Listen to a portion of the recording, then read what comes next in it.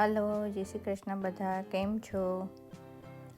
આજે હું બતાવું છું બ્લેકબેરીનું પ્લાન્ટ. આ રેડ કલરની છે.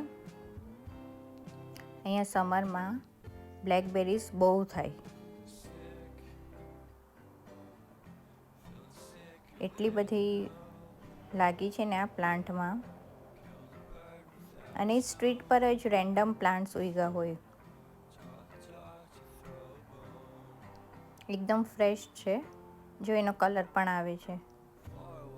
પહેલાં રેડ થાય અને પછી એમાંથી ધીરે ધીરે કરી ડાર્ક થઈને આવી બ્લેક થઈ જાય.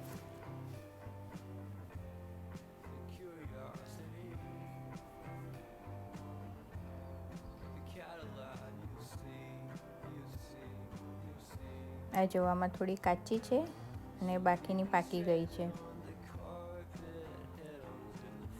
તમે બધા યુટ્યુબની ચેનલ મારી ફોલો કરજો.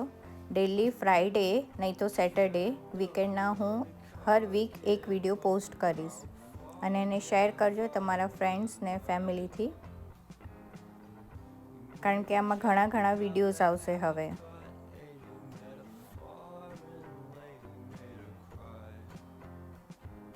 અને ચેનલ ફોલો નહીં કરી હોય તો ચેનલને ફોલો કરી દેજો. જેવા રેડ કલરની હતી એ બ્લેક થઈ ગઈ, એકદમ પાકીને એકદમ ફ્રેશ છે. આના લીફ એટલા બધા કાંટાવાળા હોય છે ને, હું તમને બતાવું. ડાળીમાં તો કાંટા હોય છે પણ પાનની પાછળ પણ કાંટા હોય છે, એટલે બહુ સંભાળીને તોડવામાં આવે. અને એટલી ડેલિકેટ હોય છે ને કે તમે તોડો ને તો તરત એનો કલર તમારા હાથમાં આવી જાય.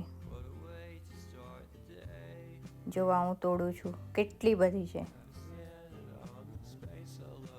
ગમે એટલી તમે તોડશો ને આ ઓછી નહીં થાય, એટલી વધારે લાગી છે. આ તો ખાલી હું ઉપરની તોડું છું, હજી અંદર પણ છે.